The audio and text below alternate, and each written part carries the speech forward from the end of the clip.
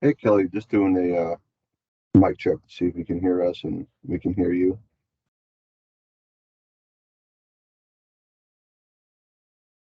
I can hear you. Can you hear me?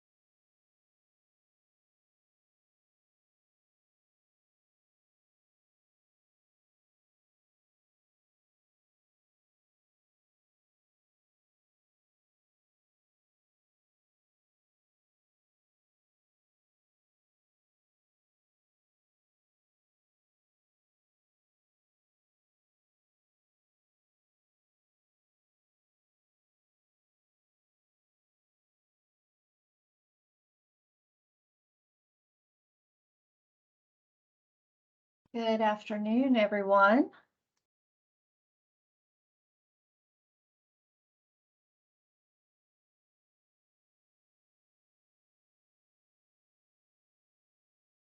It's 3:02. So we'll go ahead and get started. Thank you for being here. As normal, we are recording this meeting today, so just be aware. My name is PJ Duncan. We've been here together before. My apologies that I wasn't with you last week or on the 3rd. I had a particularly difficult time with COVID, and so I was out of work for a couple of weeks. So I apologize that I wasn't with you, but I'm glad to be back again today to continue this work.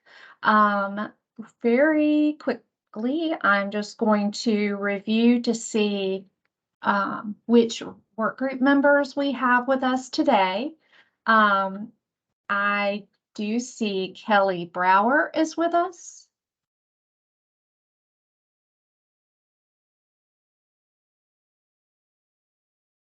Don't think that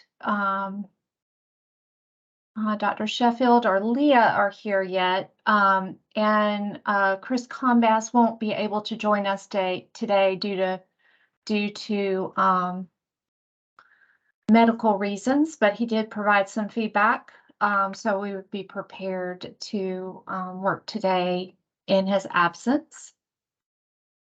So we will go ahead and get started, Kelly, or it may just be you and I right now.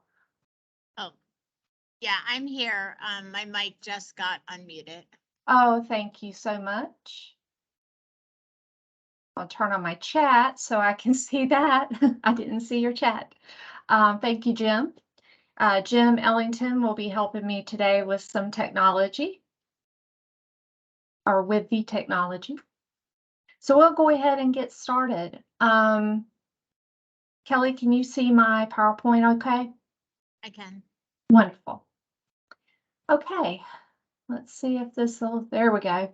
So we're going to quickly review the purpose of our work. And then I did my best to glean, I watched, read the transcript, watched the recording, tried to grab some minutes for us from that last meeting, and then we'll just continue on. I have the proposed language from the last meeting up for us to take a look at. So again, we are gathered together to develop a proposed definition for age appropriate or developmentally appropriate in the context of statute 1001.42. And again, our success criteria kind of grounds our work. And so we're going to provide these proposed definitions for age appropriate or developmentally appropriate. And our secondary, just as important criteria is that we're going to reflect upon the feedback from stakeholders to ensure that the interest of Florida's diverse student population and public school districts are accounted for. So again, we're providing this proposed definition for 2.9 million students in a very large and diverse state. So I grabbed just a few points from the last meeting. Christopher Combass had provided some language that they reviewed throughout the meeting. Dr. Sheffield had prepared by reviewing language for all subgroups of students based upon our conversation from the previous meeting about students with exceptionalities and students that were in our English language learners and so forth. And then I know that they had some discussion about the social and cultural context of the definitions. And in reading through the chat, I saw that there was some public comment about the same aspect. So, we were working towards having a completed proposed definition today. However, we do have one more scheduled meeting, should we need it, so that we can still get this language to leadership prior to December 5th.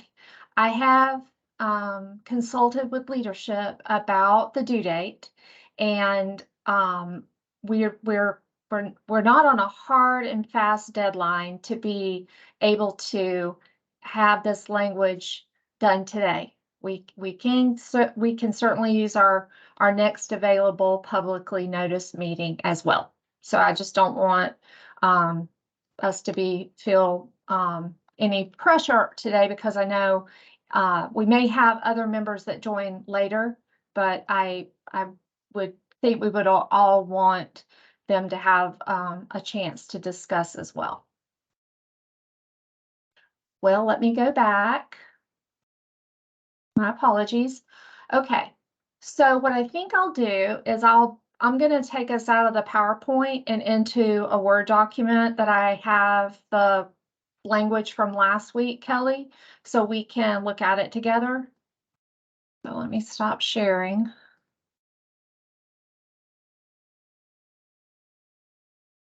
And while I'm doing this, I will say that, if anybody has emailed me, I have quite a lot of emails from being out for a couple of weeks. So please feel free to nudge me and say, please take a look at this, at my email. Yeah, I would love it if you would forward it to me so it would come up to the top of my inbox, because I do have over 1,400 emails and I don't want to miss anything. I'm doing best I can to get through them quickly. Okay. So,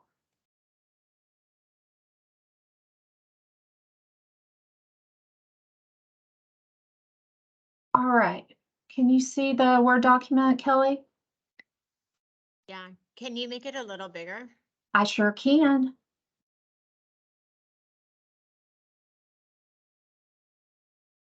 that better? Yeah, perfect. Okay. So just give you a minute to read through.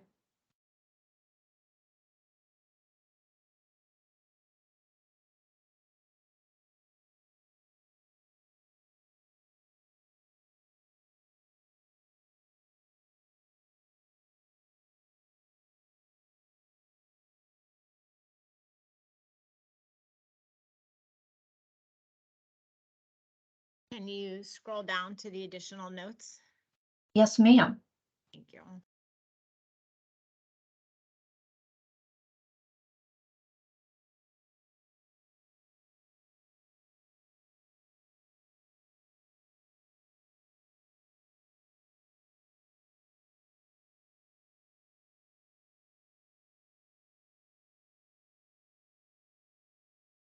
Now I will say, and also down here, this was just I added the original language that Chris had sent in an email prior to the last, that should be two, my apologies, prior to the last meeting that was on the 3rd.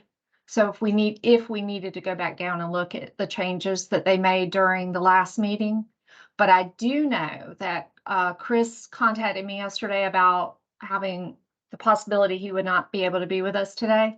And he wanted me to share that I know they had talked last time about removing the cultural portion, and that yes, I will. Hold on, I'll go down to, here we go. There you go. You want me to, I tell you what, I'll put these in the chat while I'm talking. He was fine. He had thought about it, and he said if we had decided to remove cultural, that he would be okay with that. So let me come back up here. I think I have. Oh, I do. I have all the language and the notes, I think, on there. Can you see it okay? Okay.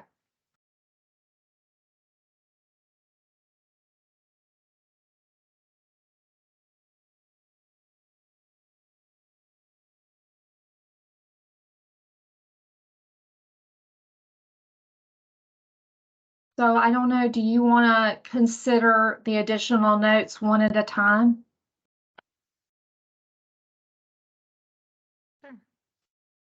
So I know that these were out of since I wasn't here, one of my teammates went in and helped my bureau chief with the meeting, and she took notes about what the what was not resolved during the meeting in terms of conversation. And these were her 4 takeaways from that. I believe Glenda has joined us. Dr. Sheffield, are you here? Yes. Wonderful. Yes, I am. Wonderful. We were just reviewing from last time, and we were just looking back over the language as you guys left it in the last meeting, and I offered my apologies. I was letting Kelly and everyone know I had a particularly hard time with COVID over the last 2.5 weeks. So I missed the last meeting. And so you may have to correct me, Dr. Sheffield, if I did not do a good job in encapsulating what you guys discussed. I watched the video and read the transcript. And from what I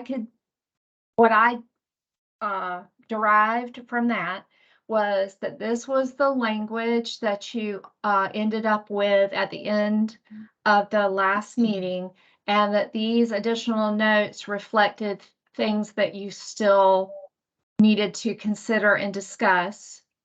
And then I also shared that Chris is not with us today due to a medical reason, and he had shared yesterday in an email that he had considered removing the cultural context, and he was in agreement with that if that's what the group wanted to do, and that's kind of where we're at. And we had just talked about maybe taking each one of these points separately. Do you think since you were a vital part of that last meeting that I was not in, do you feel like I've captured where you guys left off pretty well, or? Yes, you are correct. And then the 4 bulleted items, of course, we got really great feedback from the community members that participated at the last session. And so we were taking what we initially came up with, that draft, and we were getting together, of course, to come back with the feedback that was given to us from the community. And we Wonderful. did talk around moving the language around that cultural piece. Can't remember the exact term, the way we had it in there, but we did talk about rewording that piece. Okay.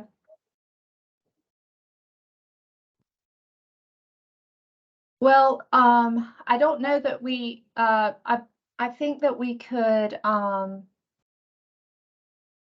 take these bullet points down here in any particular order. So I wonder if we should just start with the last one with the consider removing the cultural portion and kind of start there and work our way back up. Would that be okay? Yes, that's fine with me. Okay, so let me see if I got this correct in viewing the video and reading the transcript. I believe what I understood was that what we're talking about here is perhaps removing the cultural context in which students live, that this part right here was what it's hard for me to put in words. I read the public comment, and I read your comments, and basically what I took away from it was that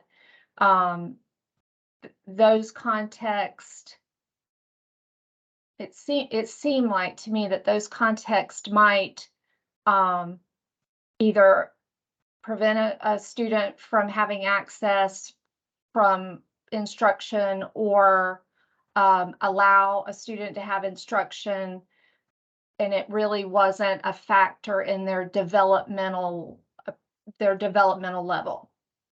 You're think. right, and I think we just didn't want to get into talking around the cultural complexity piece, because at the end of the day, when we're talking about the developmentally and the age appropriateness, it was not around in terms of the culture that the student may be involved in, but most importantly around meeting the needs of all students based on their age and developmentally appropriate.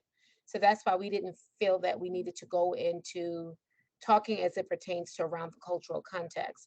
What about just meeting the needs of all students? So does that include the social piece as well, or? No, the social piece was there. It was just more around we didn't want to get into because the way that we talked about it last week is that in context, when you start talking about the cultural context, we didn't want, depending on how you were reading it, that race became a factor of this. We wanted to make certain that we were leaving out those cultural aspects and that we were being very clear, and it was nothing or subjective for someone that was reading this, that it was not clear for them. That makes sense to me. So just so that I make sure that I understand, how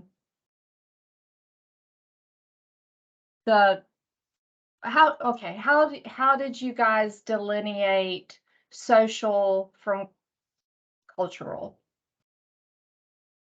Social was more of the interaction with the community, maybe, or their peers, versus culture being more of a factor of like who you are and your place in your family and your surroundings and where you come from and all of those things.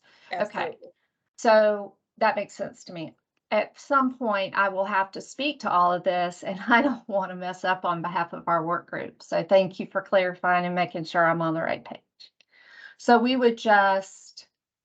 But I do think the strike through needs to be on the social and then strike through and cultural, but leave context in which they live, correct? Oh, the social context in which they live. Got you. I understand that now. Okay. That makes sense, because we're going to still have the social context, which after teaching for a long time in middle school and high school, that makes a lot of sense to me. And the second and after social would have to be struck through, because otherwise it's and the social and in which. Thought I got that one. I'm sorry. It's okay.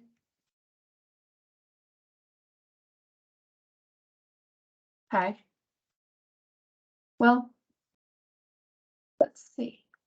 Okay, so we've got this one taken care of. Oh, yes. Okay, so I was listening to this and I was trying to, this next one is the and/or being combined within the definition. I listened to that conversation that you guys had and read the public comments, which were all very thoughtful. How did you guys leave that discussion last week? Yes, last week.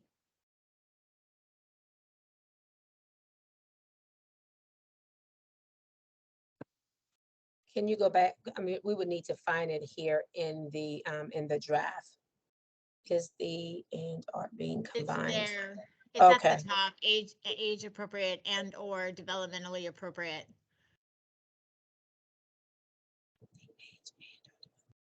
I feel like maybe in the first or second meeting, we talked about that as well, about whether or not they should be it should be and or combined. Now in the statute it's or. So I am not a legal expert, but I would imagine that it makes sense to me. I know that that we would. originally when the second meeting when we started to draft the language, we did look at the statute language, and I thought that we, at that time, agreed that we were going to stick with statute language. That for all intents of clarity, that was the best thing to do, is to keep statute limit language.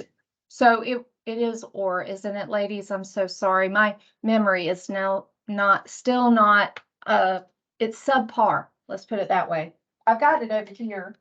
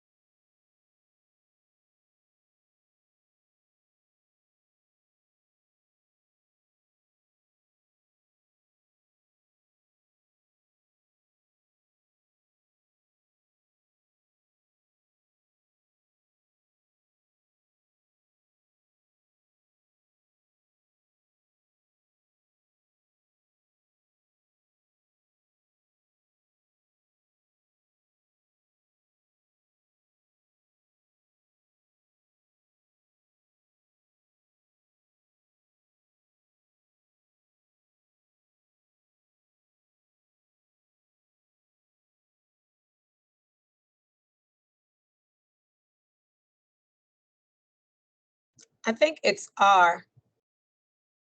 Or I think it's R. The and is not there. Is that what you're saying? I don't think there's an and Yeah, there. I finally found it. It is classroom instruction by school personnel or third parties on sexual orientation or gender identity may not occur in kindergarten through grade 3 or in a manner that is not age appropriate or developmentally appropriate for students in according with state standards. So I can't believe it, but my brain worked and I remembered it correctly. I'm pretty impressed with myself. I'm getting better every day. All right. So I think that, again, I'm no legal expert, but it seems that we should be consistent with the law. So I agree. There you guys. Okay, next one up is may want to adjust activities and tasks within the definition. And I believe that would be this part right here.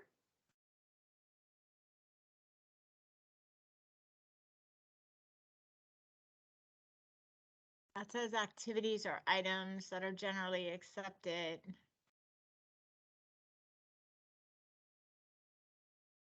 I don't see the word tasks. I don't either. See, age appropriate can be defined as activities or items that are generally accepted.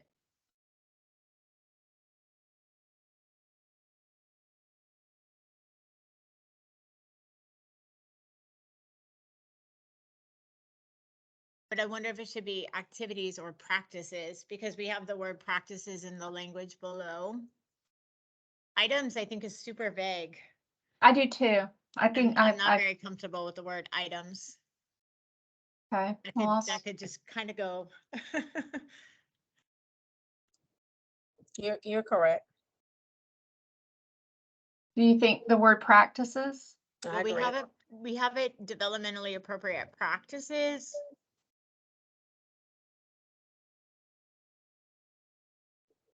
Further down in the definition, and then we have it again in the final sentence, implementation of research-based activities. So I mean, at least we're starting to see the common language throughout the sentences and not adding new language or new concerns. Mm-hmm. I think that's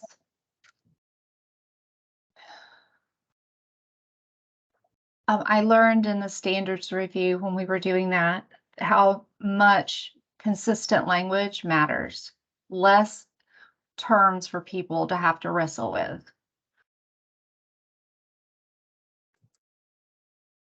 Okay. Let's look at this top bullet. As a result, to be developmentally appropriate, practices must also be culturally, linguistically, and ability appropriate for each child. And I don't know, was that language that was taken out of the original that Chris sent us? Maybe?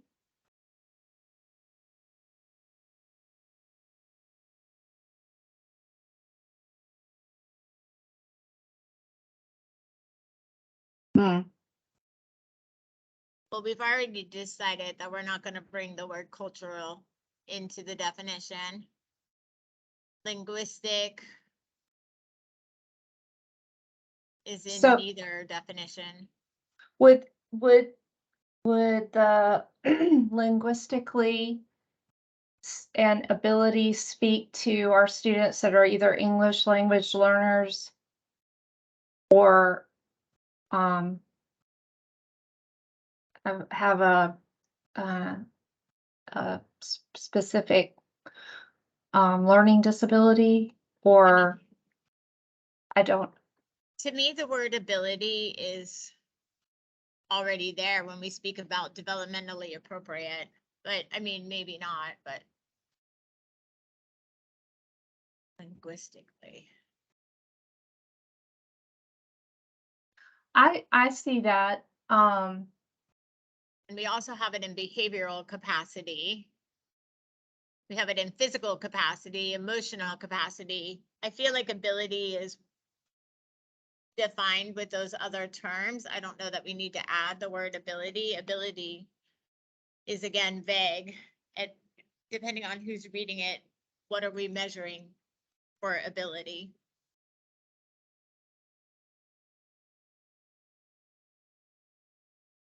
Linguistically, I see where you are with an English language learner Yeah, that's what I'm Or- looking at. or even a language deficient, you know, a student who's showing a deficiency in language. Right, like a younger. Or they have, that is their disability area is language. Yeah.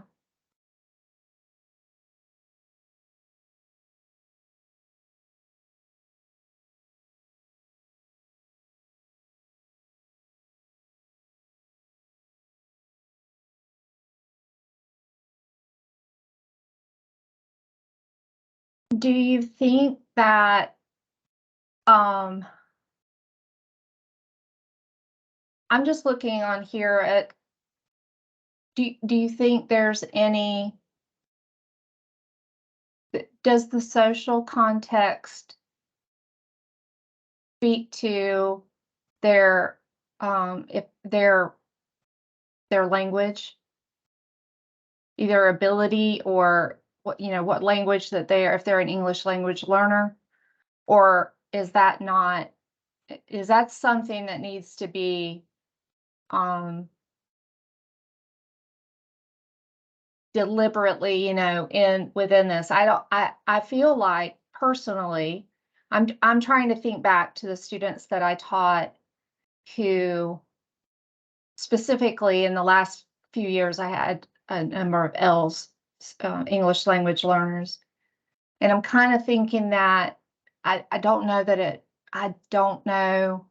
it made a difference in instruction beyond, like, you know, obviously you've got to figure out how to make sure you're teaching the student so that they can learn, you know, complex content in both their native language and English, but I don't know that it had any impact on their age or developmental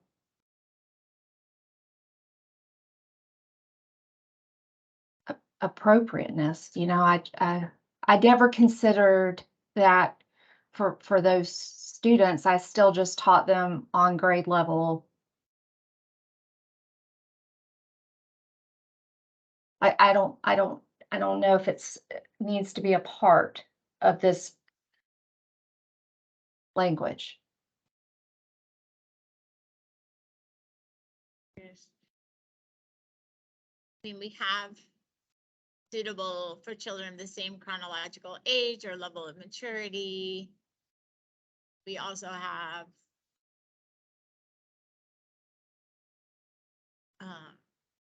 academic observation, which would be where you could make the scaffolds and differentiate for your EL students as need be. Mm-hmm. Implementation of research-based activities should be tailored. And then again, we have the social context in which they live. I don't know, I'll defer to Ms. Sheffield to see how she feels about the linguistic portion. I'm looking up some things now. That's what I'm doing because the linguistic piece, I'm trying to see if that is going to, if that's what we're talking about, our language learners. I definitely know that the social context, that's not going to be covered in there. Okay. So that's what I'm doing. I'm just doing I'm working behind the scene, looking to see exactly what we're meaning there, because I'm struggling there as well. But I know it's not covered in the social context piece. I know in all the definitions, when I did all the research, I did not see a linguistic piece in other definitions from other states or even from other research groups. Well, for But we are me, Florida. well, I tell you, I learned a lot when we were doing, I hate to keep saying when we were doing the standards, but when we were doing the standards, when we were on our listening tour, I was so compelled to make sure that we considered all of our English language learners when we were revising the math standards. After I learned of some of the specific struggles students were having in math instruction based upon, they came to us with certain skills and we were not accepting those skills if they added or subtract and multiplied and divide differently than us. And I really became honed in on this. I wonder that what you said, Kelly, about the academic observations piece. I mean, where I Because struggle with linguistic is if I'm an English learner, does that change what's appropriate for me at my age or my developmental level? Because that's what we're defining. We're defining what Right. is age appropriate, what is developmentally appropriate. And does the fact that I'm picking up a second, a third, a fourth, maybe even a fifth language in my classroom, does that impact what is then age appropriate for me? Because that is how we place them when they enter the school system. True. We place them based on age appropriateness. And developmentally, does it make me develop any different because I'm a second language learner? I would say not. No. So I don't believe that linguistic has any bearing on what is age appropriate or developmentally appropriate. And Kelly, that's what's going, and I think that's what we need to pause for a minute, because I think, we could be going like off a little bit, because I agree is that our task is around what's age and developmentally appropriate. And once we have done that, regardless of you are an ESE student, and this with SLD, whatever, are an English language learner, what comes is in regards to how we are differentiating the instruction or what have you to meet your needs as it pertains to where you are. But at the same time, that does not negate the fact that whatever it is that I am utilizing during that instruction or time, it should be age and developmentally appropriate. So I think as we are trying, the linguistic piece probably could come out if that was there to talk about the language. And we do have some chat on this topic as well from the public comment. Oh, thank you, Kelly. Kelly, I think we're probably saying the same thing there. Let me see. If I think you both are. And you know what kind of ran through my mind is when I was teaching students in biology that were English language learners, there were a lot of complex things, different kinds of things that are going on in a human body, you know, glycolysis and other things that are difficult to teach. And I had to do exactly what I think Dr. Sheffield said it. I had to as a teacher, figure out how it I didn't even consider their age or their developmental appropriateness in terms of like they are going to learn this on grade level just like everybody else in my classroom. And my job is to figure out how to teach it to them when they're also trying to learn the English language. So I agree with both of you. I think through this conversation, and through the chat, of course, too. Yeah. And if so, yes, I feel I feel a lot better after this conversation. I just, want to make sure that we're thinking of all of our different subgroups. Yeah, and I think, the conversation was great. It goes back to, the initial conversation in regards to meeting the needs of all children as it pertains to and providing those support structures as it pertains to where they are. And at the same time, in this exercise, as long as it's age and developmentally appropriate. So I think we're there I think so too. for that part of the conversation. What is this chat? I think so too. Thank you for the conversation, the great discussion.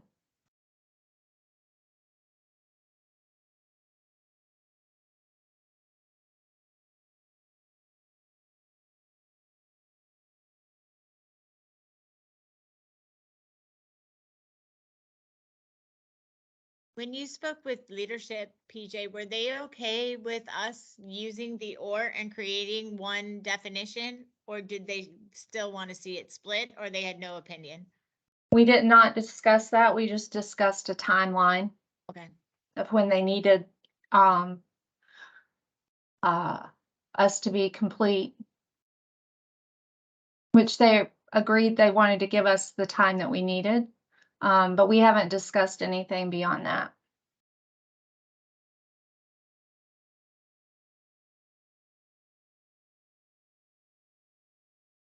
I do think it would be hard to split it, and just in doing the research for this project over the last 2 months, in that the terms are used so often together, or they'll use a term and then use the other term, but they'll be in the same paragraph or in defining the same thing. So hopefully they're okay with or.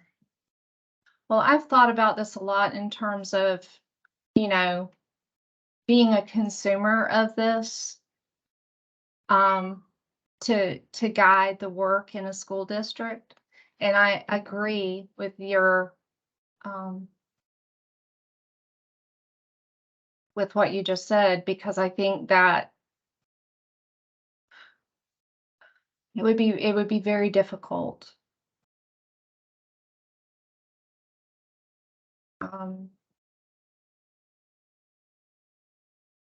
I think it would be difficult to process separated. I think together it makes more sense to me about how this really looks in a school.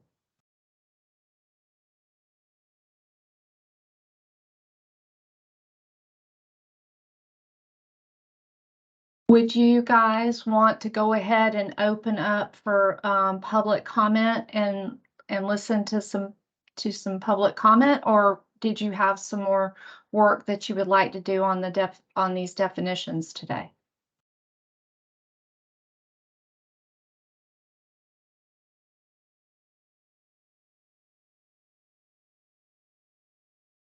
I think opening it up to public comments, it's great. Kelly, are you good with that as well? Mhm. Yep. Okay. Trying to read the chat.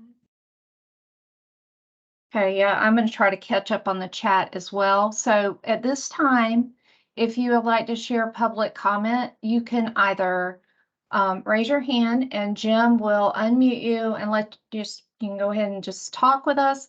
Or if you prefer, you can just type in the chat, and I'm going to spend a couple of minutes here trying to catch up on the chat.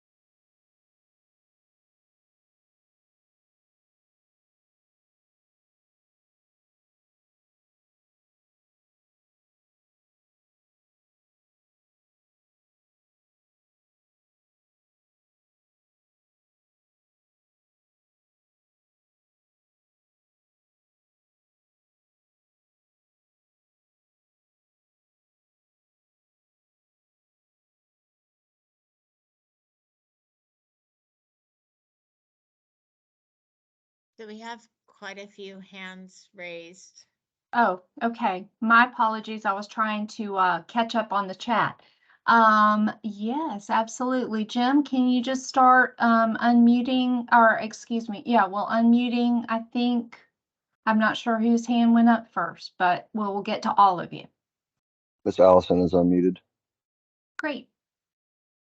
Hi, my name is Allison Simulevich. I am a librarian at a university in Florida.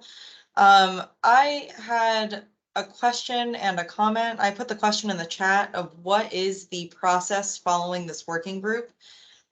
Is it going to Florida DOE for a vote? Is it going to notice and comment period? I mean, I just want to know more of the legal process. What I know myself, is that they haven't shared with me what's going to happen afterwards, with this. The only thing that we've been given is this particular work group task, but I do know this. I don't really know the process after, but when we get done with this language and it is the proposed language, it will leave me and go to DOE leadership. But we haven't talked, or they haven't talked with me. They may have plans that I'm not aware of, but they haven't given me any more direction than that. And if I do find out, I'm happy to share with the group, but beyond my next steps of taking the language and giving it to DOE leadership, I don't know. Okay, thank you. And then my comment was just, I had made this comment at the last meeting, but looking at age or developmentally appropriate standards, which the statute says are these going to be applicable to one individual student within the classroom, or the entire classroom is affected by one student within the classroom? That is a wonderful question that I don't have the answer for, Allison, but I can take that question to my leadership.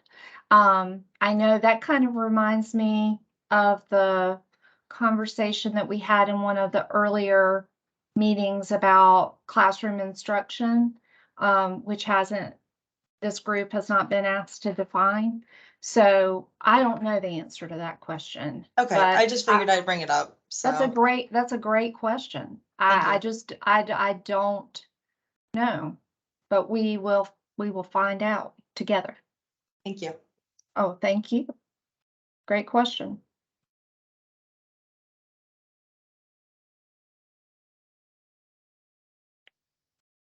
Ms. Jacqueline Rosario is unmuted. Thank you, Jim.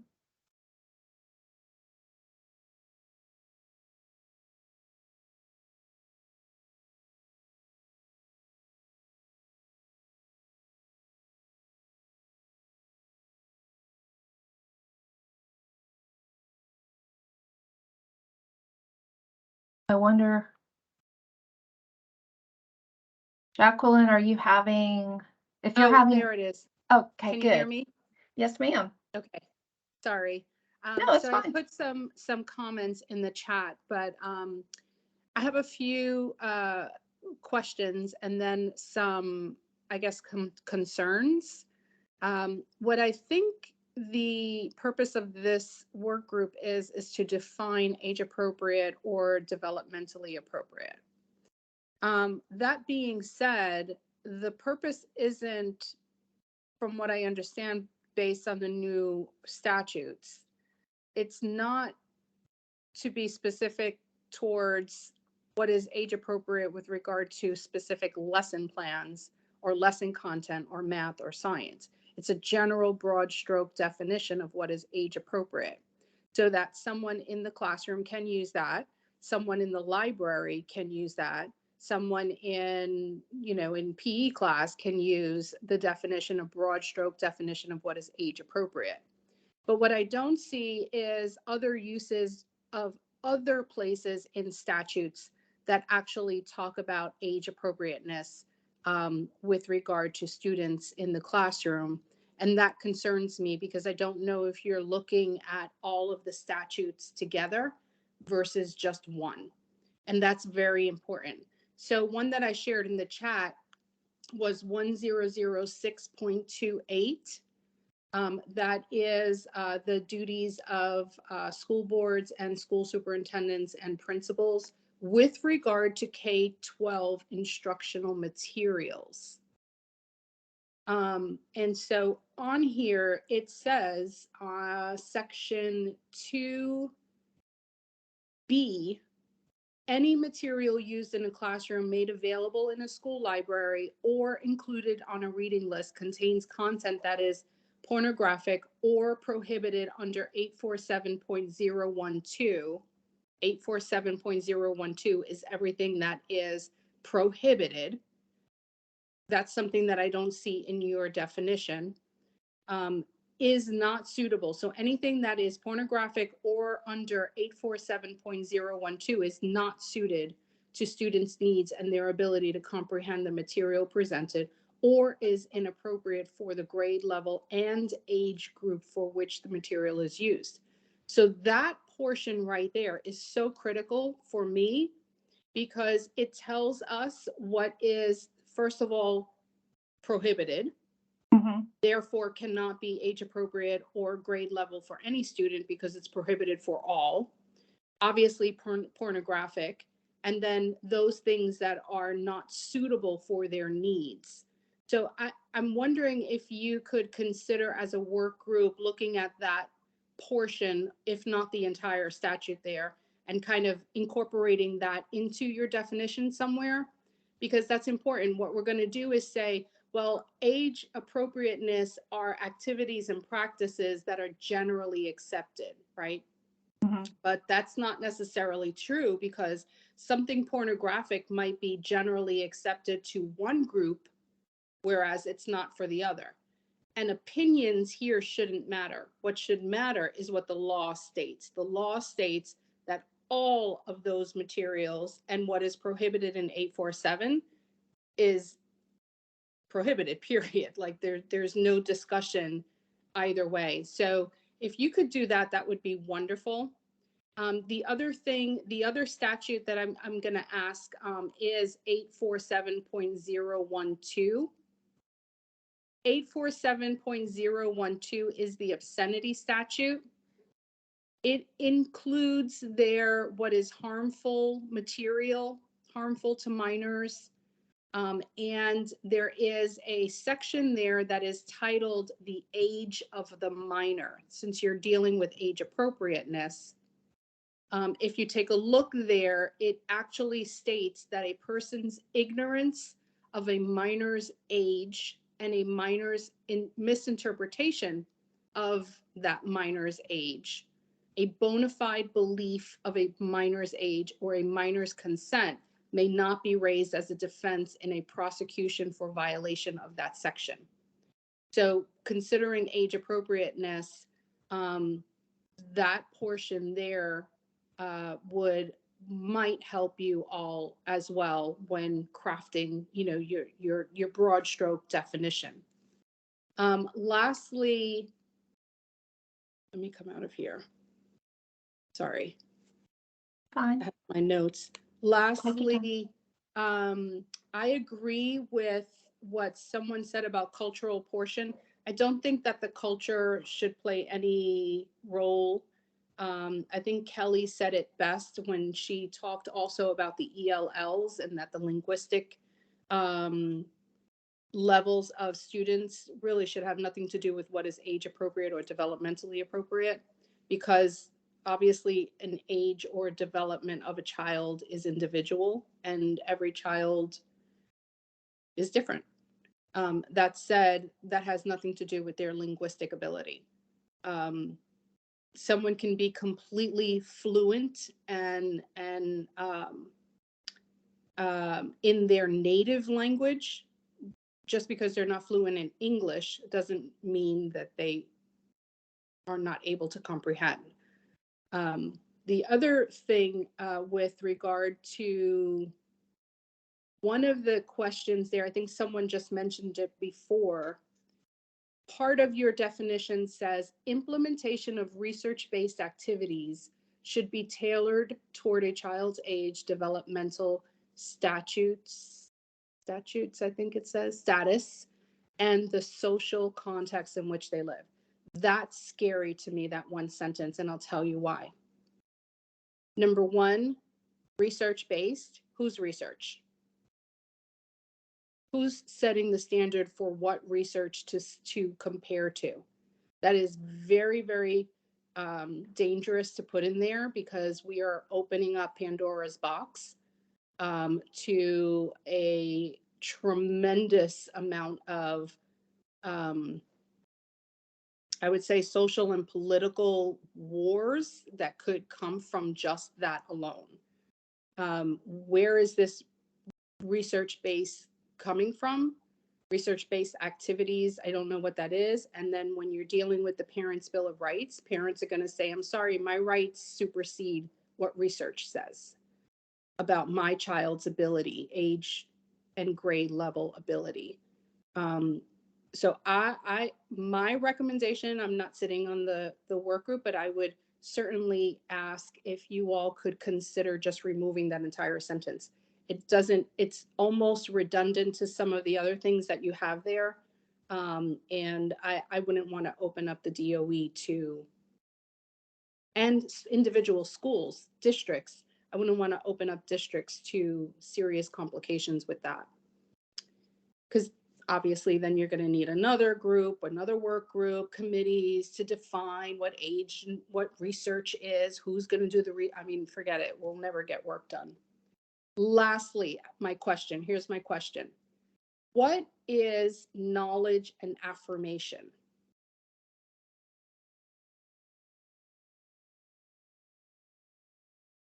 It's in your, wait, I lost it now. I saw it somewhere. It's kind of in the middle, right here. Okay, there it is. What is that? Developmentally appropriate practices are based on knowledge and affirmation of a child's growth. Who determines that? What is that? And who determines that? Is that the parent, the teacher, the nurse, the social worker?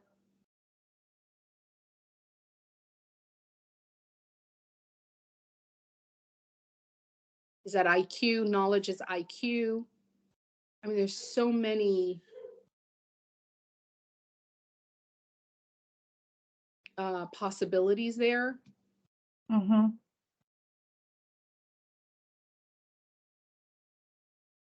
Does anyone have an answer or no, not yet? Not yet. I don't think I'm Okay. making, I think what we generally do is need some think time after this, but that's a great question. I've noted all of this in my notes, and this Yeah. is something for us to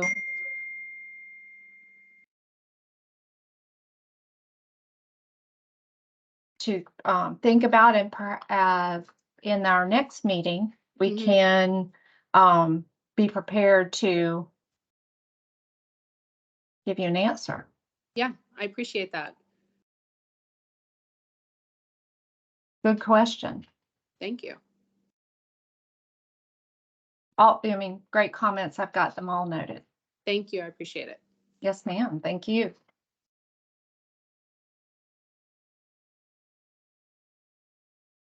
I think we have some more hands raised, Jim. Miss Anita has been unmuted. Thank you so much. So I have two questions. The first is the term practices and activities is used significantly through here. And since the law itself says classroom instruction, I know that that's not something that y'all are defining in this space because I've been coming to these meetings, but can that be the word that is put there since that is directly from the law instead of activities or practices? So age appropriate or developmentally appropriate can be defined as classroom instruction that is generally accepted and suitable for children. That way it aligns more specifically. And then that way you are leaving off, and I was the person Jackie referred to a moment ago, the implementation of research-based activities. I think Jackie and I are probably on the opposite spectrum sides of this, and that's perfectly fine. We can be that, but research-based, I think there does set up that sort of war between parents and schools, and I think that does more harm for our schools than not, and will set them up for some major issues later. Because again, research-based, while there are standards of research that we can set, there's often conflicting research, and so now we've provided another sort of flashpoint that we really, really don't need in this space. I had one more thing. Oh, is there something that can go here about the educator's like best ability? Because I feel like this seems to be a little more cut and dry, whereas we already have a giant shortage of staff. And so having a staff member make the judgment to the best of their ability in this space, I think is an appropriate thing to add to this rule, because we know that educators aren't in this to be harming children. And so as long as they are, to the best of their ability, trying to make sure that what they're doing is age and developmentally appropriate within the definition that we have here. But if that's not in the definition, I can see this being utilized again to be another flashpoint piece that might harm our students when they lose educators in their schools. So that was the other piece I wanted to put. So thank you. That was all. Thank you. All of this is so helpful. So thank you.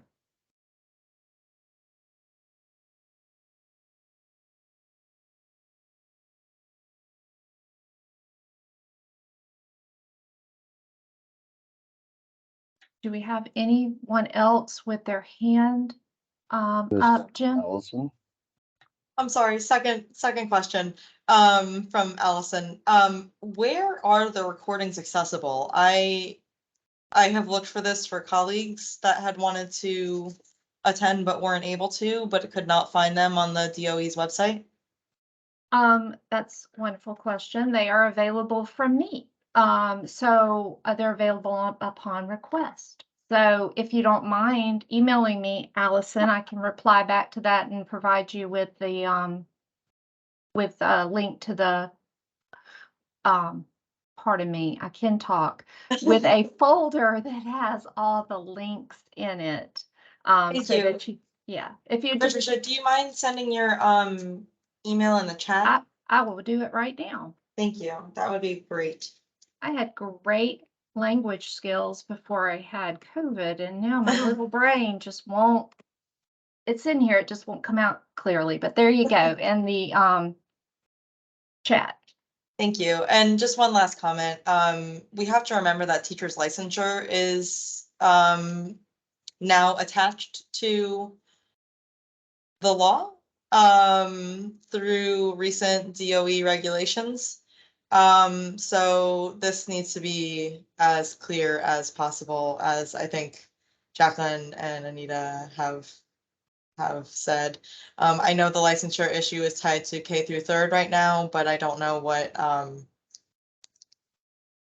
will happen in the future.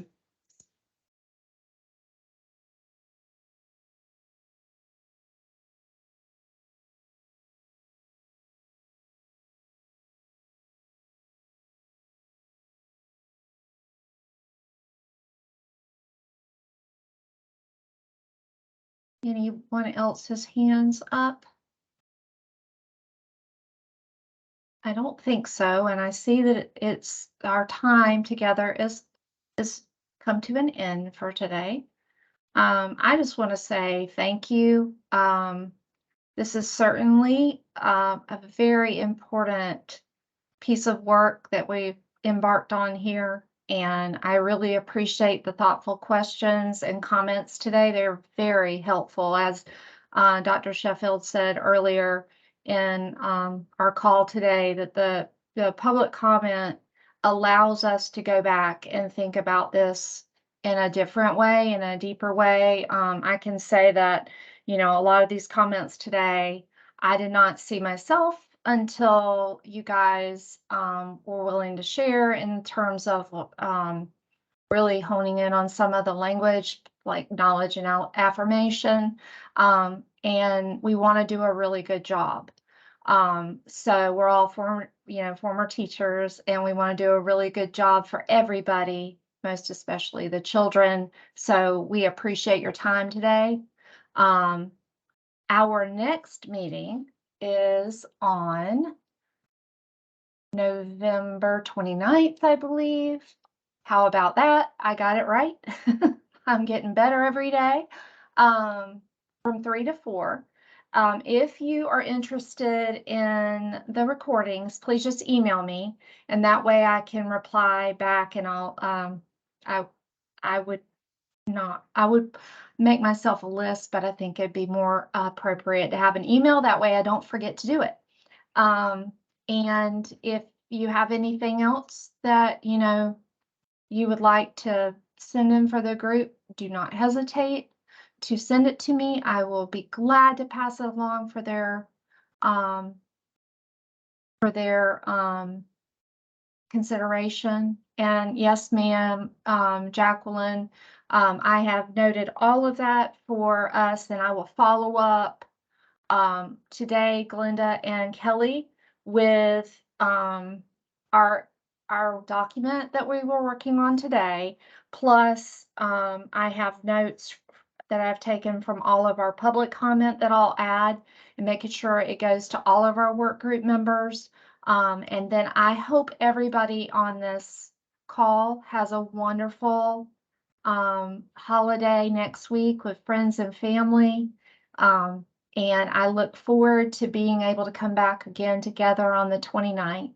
If I can do anything to help between now and then, please don't hesitate to reach out.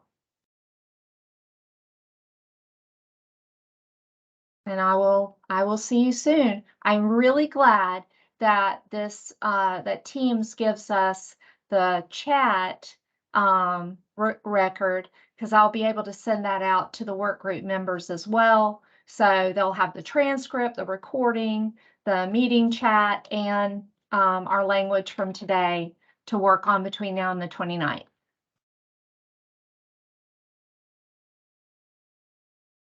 Okay.